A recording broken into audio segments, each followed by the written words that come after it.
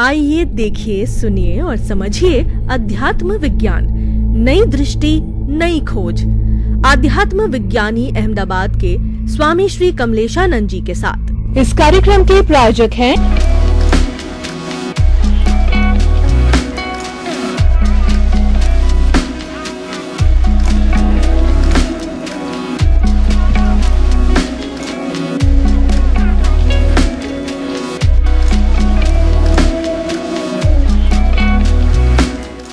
भाई और बहनों, श्रोतागण, दर्शकगण, मातृशक्ति को नमन।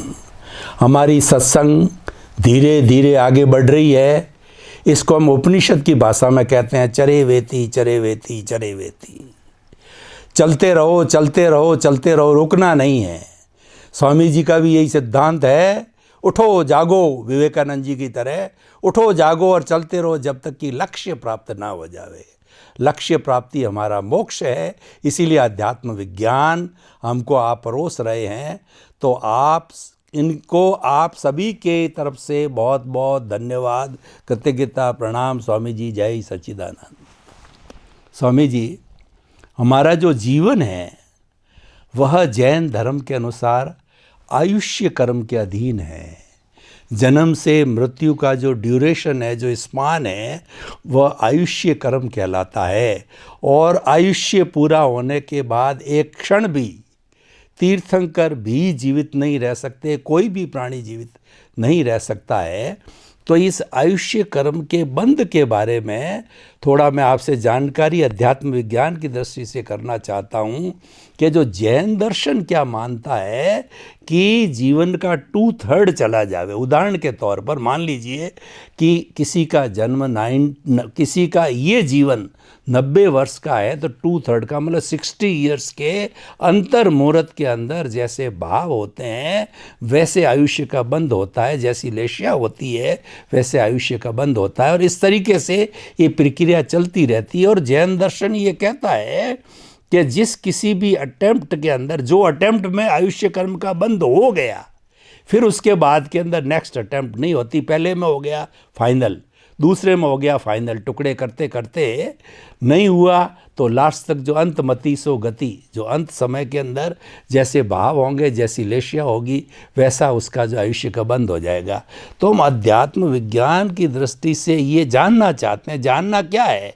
वो कहते हैं कि एक बार जब जो है वो स्पष्ट रूप से अगर मान लो बंद हो गया तो फिर उसमें करेक्शन की कोई गुंजाइश नहीं है। तो अध्यात्म विज्ञान इसके बारे में क्या कहता है? बराबर है। प्रश्न के लिए धन्यवाद। अध्यात्म विज्ञान के अंदर स्पिरिचुअल साइंस में साफ बताया है कि हर इंसान या हर जीव प्रत्येक समय कर्म को तो चार्ज करता ही है, कर्म तो बांधता ही है, मगर नेक्स्ट बर्थ का पहला picture, first photos for next birth, नया बर्थ कैसे आएगा, नया जन्म कैसा होगा, इसका पहला पिक्चर कब होता है लाइफ में।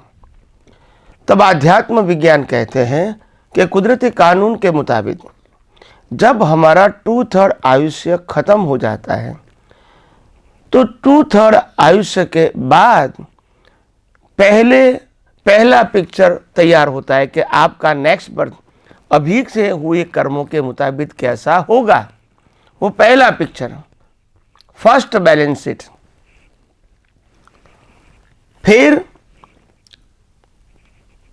जैसे अभी 1/3 बाकी रहा, उसका 2/3 खत्म हो गया, तो दूसरा रिवाइज पिक्चर फाइनल होगा कि अभी आपका ये पिक्चर है कि नेक्स्ट बर्थ आपका ऐसा आएगा। ऐसे करते करते करते 2/3 करते करते लास्ट आवर्स के अंदर भी जब 40 मिनट खत्म हो जाती है और 20 मिनट बाकी रहती है लाइफ की, तब भी फाइनल, तभी आगे का पिक्चर आता है। और उसके बाद भी जब 20 मिनट में से 20 मिनट में से हम 14-15 मिनट जब ख़त्म कर देते हैं तो फिर और रिवाइज पिक्चर आता है। और लास्ट 1 मिनट और इसका भी छोटे भाग के अंदर हमारा फाइनल पिक्चर तैयार होता है। अभी कोई व्यक्ति प्रश्न करेगा कि स्वामी जी इतने सारे गैप करने की क्या जरूरत है, जो लास्ट मोमेंट में होगा उसी प्रकार से कर्म बनना चाहिए, तो क्यों बीच में ऐसा हमको प्रावधान दिया गया कि भाई पहला पिक्चर 2/3, फिर 2/3 के अंदर दूसरा पिक्चर, फिर 2/3 के अंदर तीसरा पिक्चर, ऐसा क्यों? तो कुदरत का कानून बहुत समझने जैसा है, बहुत सिंपल है, मगर पेचीदा होने के नाते आम आदमी बिना अनुभव केवल शास्त्र ज्ञान से वो नहीं समझ पाता है। तो यहाँ अनुभवी ज्ञानी पुरुष की बहुत आवश्यकता है, क्योंकि वो देख के बताते हैं, वो पढ़ के या सुन के नहीं बताते हैं, तभी तो उनकी हर बातें प्रैक्टिकल होती है, साइंटिफिक होती है और कुदरती कानून के ऊपर अधीन होती है। तो ये क्या है? तो ये प्रावधान इसीलिए बताया गया है, उसमें मुख्यतः 2 कारण हैं। पहला तो एक कारण ये है कि कोई भी मनुष्य कुदरती कानून के मुताबिक एक ही बर्थ में मिनिमम 1 बर्थ का कर्म चार्ज कर सकता है और मैक्सिमम 8 बर्थ का कर्म चार्ज कर सकता है। तो अगर फाइनल ही होगा तो फिर इतने सारे अवतारों का कर्म कैसे चार्ज होगा? ये पहली बात। दूसरी बात है कि कुदरत कहती है जब भी आप एग्जाम दे रहे हो, आपकी एग्जाम 3 अवस्था की है, बचपन, युवानी और बुढ़ापा। अगर आपने बचपन में गलती किया है तो आप युवानी और बुढ़ापा में भी इसको करेक्शन करना चाहे तो कर सकते हो। अगर युवानी में गलती किया है तो आप बुढ़ापा में भी करेक्शन कर सकते हो, क्योंकि कुदरत की भाषा में आप एग्जाम दे रहे हो और इसीलिए उसमें करेक्शन की भी गुंजाइश है, क्योंकि आंसर पेपर तुम्हारे पास है।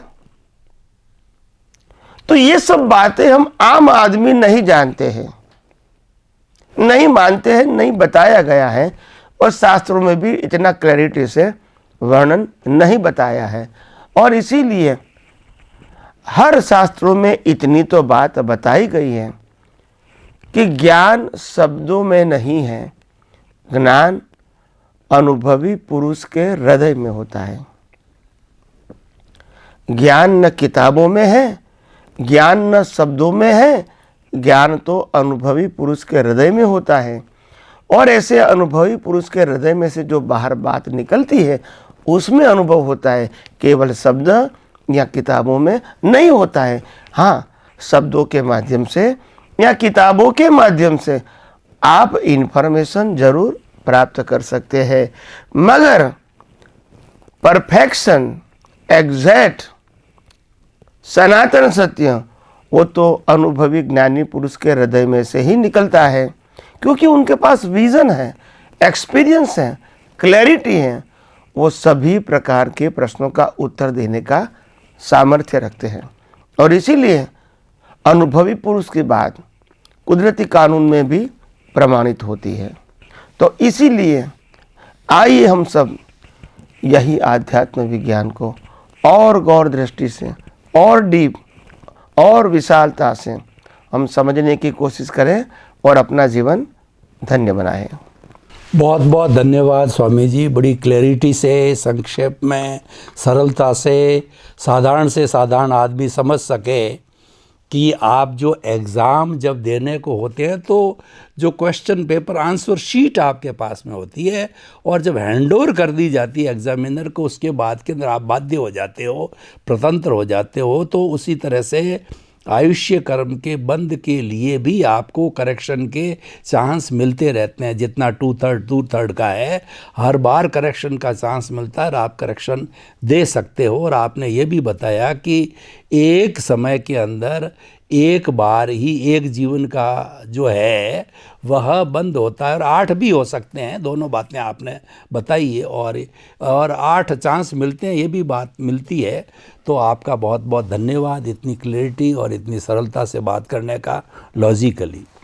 स्वामी जी, आपने बताया कि जो ज्ञान है वह न तो शब्दों में है, न शास्त्रों में है, न पुस्तकों में है, और जो सच्चा ज्ञान है वो अनुभवी ज्ञानी पुरुष के हृदय में विराजता है। तो मैं अगर जीवन का ये लक्ष्य बनाऊं कि मुझे ऐसे ज्ञानी पुरुष मिले, और मैं तो हमेशा जो ये शुभकामना करता हूँ अपने आप के लिए, हर जन्म में मुझे अनुभव ज्ञानी पुरुष मिले। तो ऐसे अनुभवी ज्ञानी पुरुष की क्या पहचान है, और उसको कहाँ ढूंढें और उसको कैसे ढूंढें? क्योंकि उस ज्ञान की प्राप्ति करके हम मुक्ति की ओर जाना चाहते हैं, न जाएं तो कम से कम नींव तो लगावें, क्योंकि मनुष्य जीवन में नींव लगती है।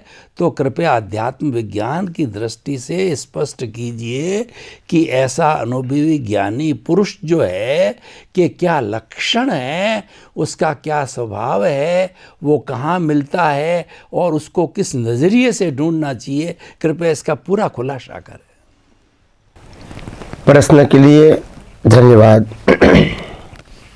हमारा क्वेश्चन अनुभवी पुरुष की पहचान, ये हमारा प्रश्न है। हम इसको कैसे पहचान पाएंगे?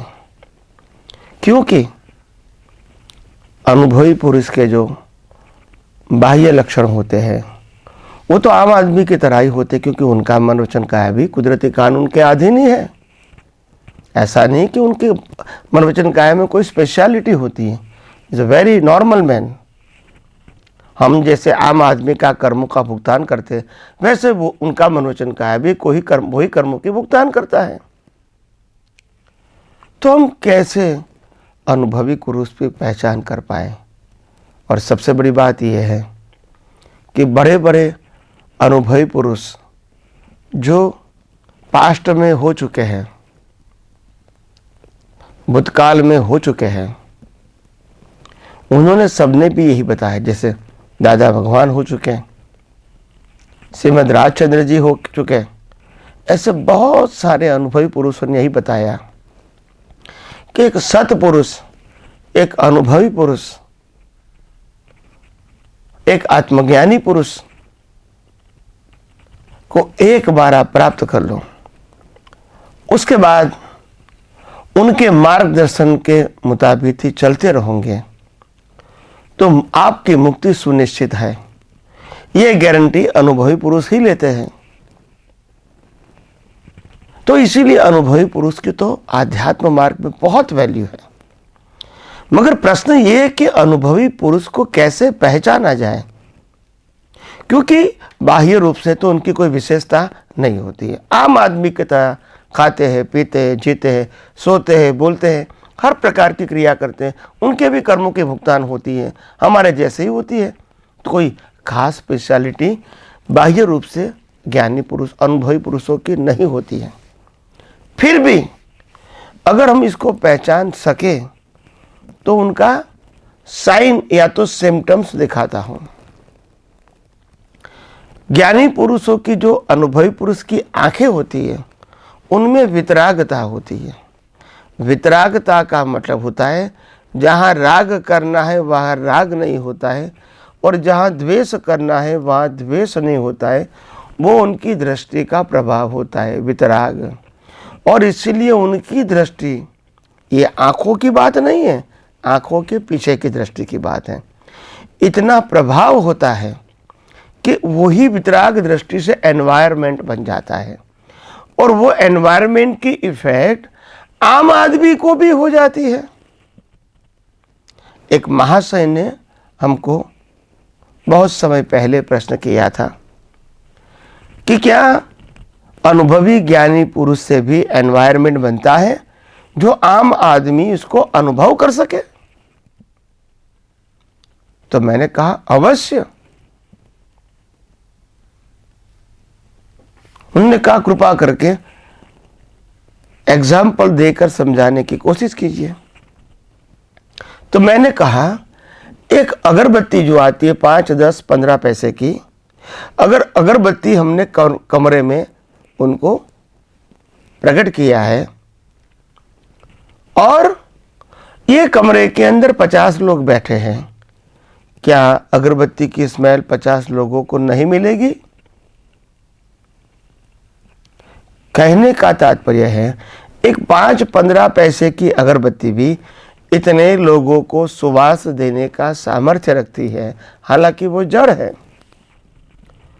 तो अनंत शक्ति वाला जो आत्मा है वो तो हमारे सबके अंदर है, मगर जिन्होंने ये दुनिया को कुदरती रचना के रूप में देखा है, जाना है, अनुभव किया है, कुदरती कानून के रूप में देखा है, जाना है, कुदरत के रूप में देखा है, जाना है, उनकी दृष्टि में जो वितरागता होती है, यानी बिना राग द्वेष वाली दृष्टि, वो राग द्वेष वाली दृष्टि का इतना पावर होता है, उनकी हाजिरी में ऐसा एनवायरनमेंट बन जाता है कि कम से कम कोई भी व्यक्ति अगर उनकी बातें अच्छी तरह, सही तरह, परफेक्टली समझ सके या न समझ सके, मगर मिनिमम उनकी हाजिरी का तो लाभ अवश्य उनको होता ही है, क्योंकि ये हाजिरी का लाभ है, सामने वाले व्यक्ति का पुरुषार्थ का लाभ नहीं है,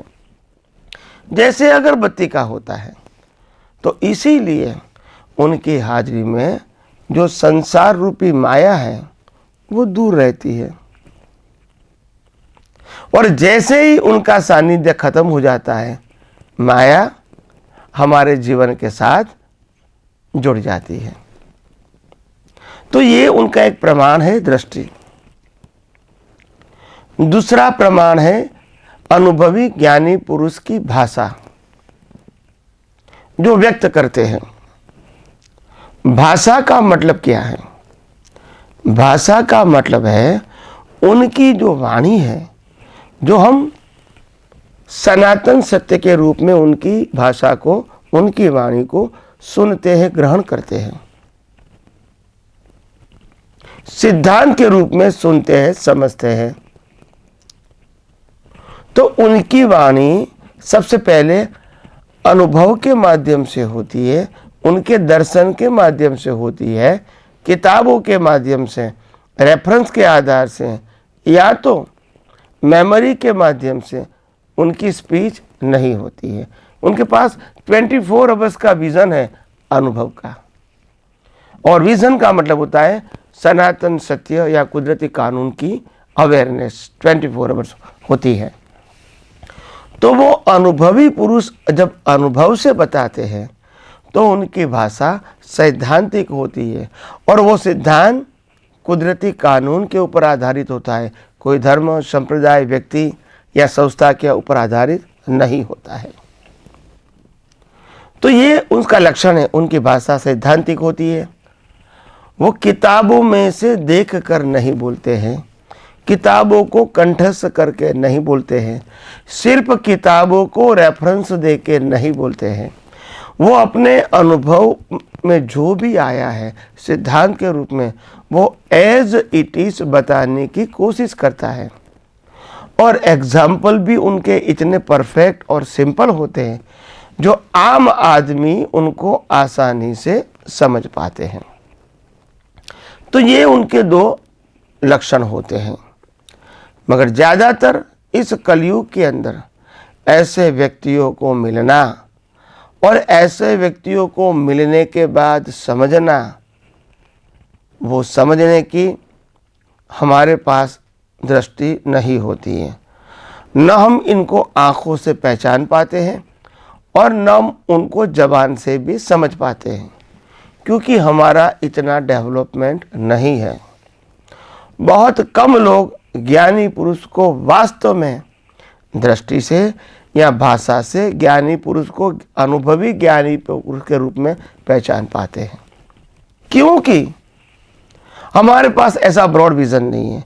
मगर जैसे जैसे उनके परिचय में आते हैं तो अवश्य ये बातें समझ में आती है कि ये अनुभवी ज्ञानी पुरुष जो कुछ भी बोलते हैं वो संपूर्ण अनुभव से ही बोलते हैं।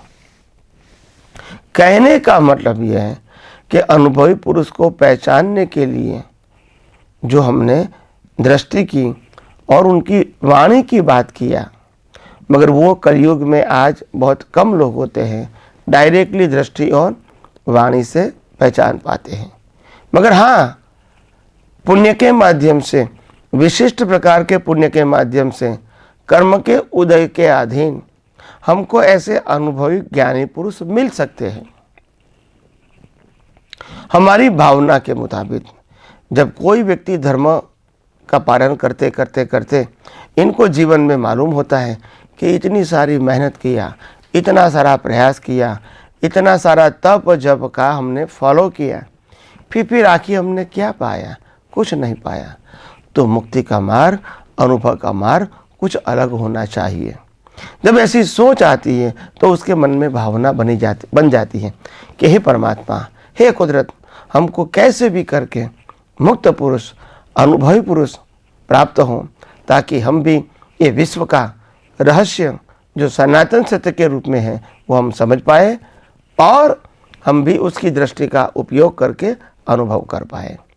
तो एक भावना जो है वो हमारे सबके लिए एक सरल साधन है कि जैसे अनुभवी पुरुष चाहिए ऐसी भावना भी हमारी होनी चाहिए कि हे अंतर्यामी परमात्मा, हमको हर अवतार में मुक्त पुरुष, अनुभवी पुरुष जो दुनिया का रहस्य जानता है और आत्मा का निश्चय भी हर समय उनको पक्का होता है, ऐसे अनुभवी पुरुष को प्रत्येक अवतार में मैं प्राप्त कर सकूं, ऐसी है कुदरत, है परमात्मा, मैं हृदय से प्रार्थना करता हूं।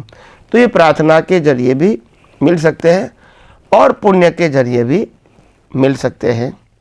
कई लोगों का प्रश्न होता है कि क्या हम अपनी आँखों से, उनकी आँख देखकर, क्या अपनी बुद्धि से उनकी भाषा को समझ के क्या हम नहीं पहचान कर पाते हैं? तो हाँ, ये आम लोगों की बात नहीं है। सिर्फ आँखों से या तो सिर्फ उनकी ज़बान को पहचानना ये आम आदमी का काम नहीं है, क्योंकि आम आदमी को तो यही लगेगा सभी जगह यही बात करते हैं, आत्मा की बात करते हैं, कर्म की बात करते हैं, पुण्यजन्म की बात करते हैं, मगर ऐसा नहीं है। तो शब्द तो वही रहेगा मगर शब्द की जो डेप्थ है वो अलग अलग रहेगी। तो इसीलिए अनुभवी पुरुष को पहचानने के लिए भावना ही उत्तम रास्ता है। आइए हम सब आगे आगे आध्यात्म विज्ञान को और गहराइयों से समझने की कोशिश करें। स्वामी जी, आपका बहुत बहुत धन्यवाद कि ज्ञानी पुरुष की पहचान करके और उनके सानिध्य में रह करके हम मुक्ति के ओर प्रयाण करें, उसके लिए आपने बताया उनकी आँखों के अंदर राग द्वेष मुक्तता यानी समता भाव रहता है और उनकी जो वाणी के अंदर जो है वह सर्व कल्याण की बात, आत्मतुला की बात रहती है और वो सबके भले की बात सोचते हैं, जगत कल्याण की बात सोचते हैं और बड़ी, और सामान्य व्यक्ति जो है ये नहीं कर सकता, लेकिन अभ्यास करे, कुदरती रचना और कुदरत के कानून को जो है आत्मसात करे तो निश्चित रूप से हम ज्ञानी पुरुष की पहचान कर सकते हैं, पहुंच सकते हैं और पहुंच करके और अपने जीवन का कल्याण कर सकते हैं। तो स्वामी जी, आपके प्रति बहुत बहुत धन्यवाद, कृतज्ञता सभी श्रोताओं के माध्यम से। जय सच्चिदानंद। जय सच्चिदानंद। आइए देखिए, सुनिए और समझिए अध्यात्म विज्ञान, नई दृष्टि, नई खोज। आध्यात्म विज्ञानी अहमदाबाद के स्वामी श्री कमलेशानंद जी के साथ। इस कार्यक्रम के प्रायोजक हैं